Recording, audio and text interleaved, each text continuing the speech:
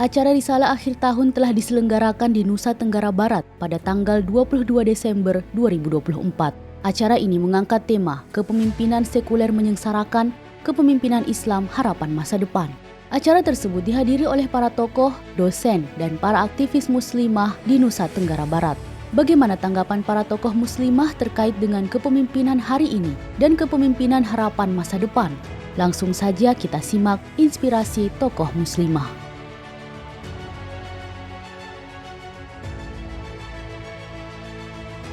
Pemimpin yang populis dan otoriter itu kan hanya mengedepankan citra positif dirinya, sehingga kemudian tidak fokus pada bagaimana kemampuan atau kualifikasi dia sebagai pemimpin. Akhirnya ketika nanti mereka membuat kebijakan, tentu kebijakan itu ya kebijakan asal-asalan, kebijakan yang tidak dilahirkan oleh keilmuan, apalagi dengan landasan takwa, sehingga wajar akhirnya pemimpin populis dan otoriter itu akan selalu memunculkan kesengsaraan pada rakyat. Karena tidak pahamnya Islam. Karena sesungguhnya pemimpin populis otoritarian ini lahir dari sistem sekularisme yang memisahkan agama dari kehidupan. Maka tentu saja periayahan atau pengurusan kepada umat tidak berdasarkan pada pemerintahan Islam. Karena dalam sistem sekuler mereka tidak kemudian melihat dan merasa butuh untuk melayani masyarakat, karena yang mereka perlukan adalah bagaimana memenuhi kebutuhan mereka sendiri. Sistem sekuler kapitalisme itu memang meniscayakan pemimpin itu akhirnya dia rakus dengan harta rakyat. Selain itu, profil pemimpin yang populis otoriter yang lahir dari sistem sekuler kapitalisme itu memang dia tidak akan pernah tulus ya untuk mengabdi, untuk meriayah rakyat. Jadi dia memang menjadi pemimpin itu atas keinginan atau hasrat bisa rakus tadi ya, bisa rakus dengan harta rakyat tadi. Jadi memang tidak ada visi meriayah rakyat pada dirinya.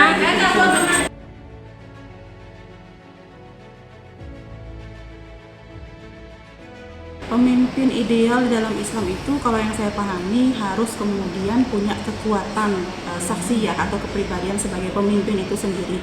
Jadi tidak cukup baik secara personal, tapi memang harus memenuhi kriteria mampu, gitu kan? Karena salah satu syarat pemimpin yang baik itu adalah dia mampu mengemban amanah kepemimpinan. Jadi kuat secara pemikiran, juga kuat dari sisi sikapnya.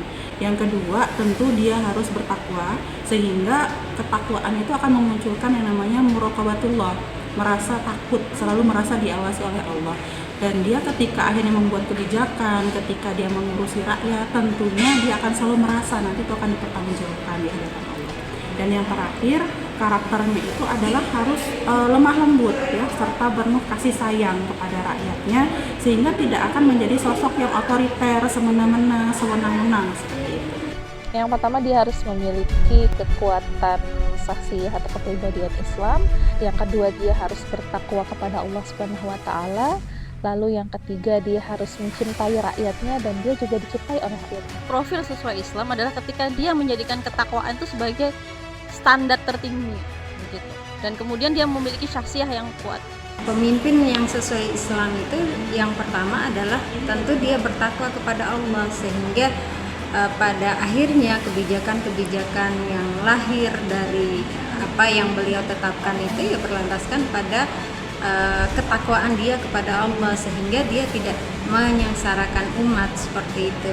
Dan selain daripada itu ya dia bersikap lemah lembut kepada individu rakyat, bukan hanya pada saat dia membutuhkan suara rakyat, tetapi ya memang ketika kita kembali kepada hakikatnya seorang pemimpin itu kan adalah pelayan dari rakyat itu sendiri. Dia akan melayani kepentingan rakyat, bukan kepentingan segelintir orang.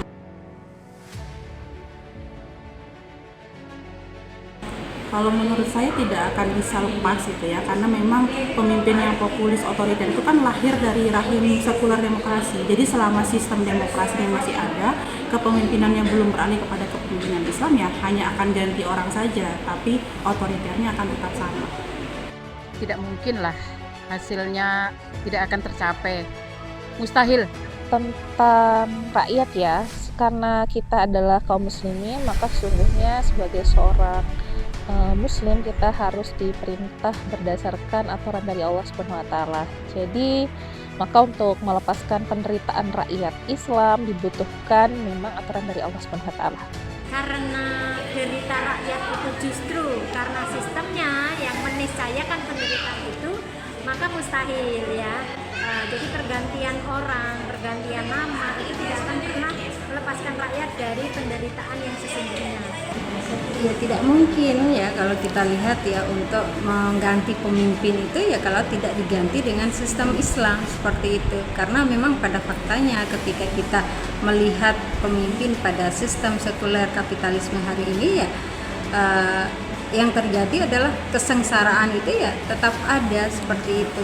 Tidak sebagaimana ketika sistem itu diganti, maka periayahan yang dilakukan oleh pemimpin itu ya akan optimal seperti itu untuk betul-betul melayani kepentingan umat.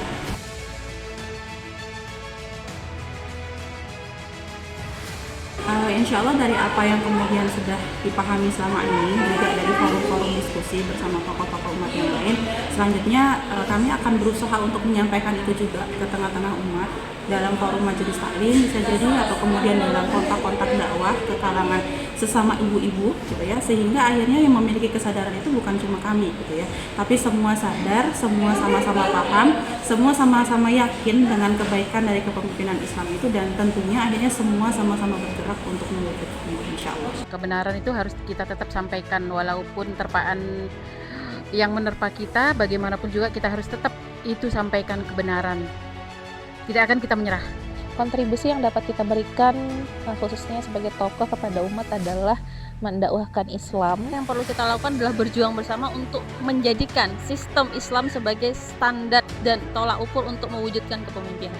Saya sudah berazam untuk mendedikasikan hidup saya, waktu, pikiran, tenaga, harta yang saya miliki untuk berperan aktif dan mewujudkan perubahan mendasar itu, yaitu perubahan menuju Islam kafah. Jadi saya ingin ya tetap aktif membentuk kesadaran umat agar umat itu hanya mau diatur dengan syariat Islam, menyampaikan ide-ide Islam dan juga membantah ide-ide yang bertentangan dengan Islam.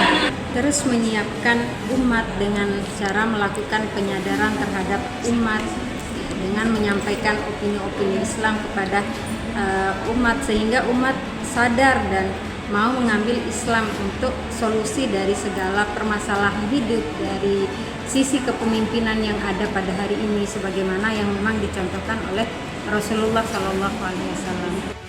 Kepemimpinan populis otoriter yang lahir dari rahim sekulerisme adalah konsep kepemimpinan yang menyalahi hukum syariat. Kepemimpinan populis otoriter juga telah terbukti gagal menyejahterakan masyarakat. Satu-satunya solusi atas permasalahan ini adalah dengan kembali kepada konsep kepemimpinan Islam yang hanya akan terwujud dengan penerapan sistem Islam secara kafah dalam naungan khilafah.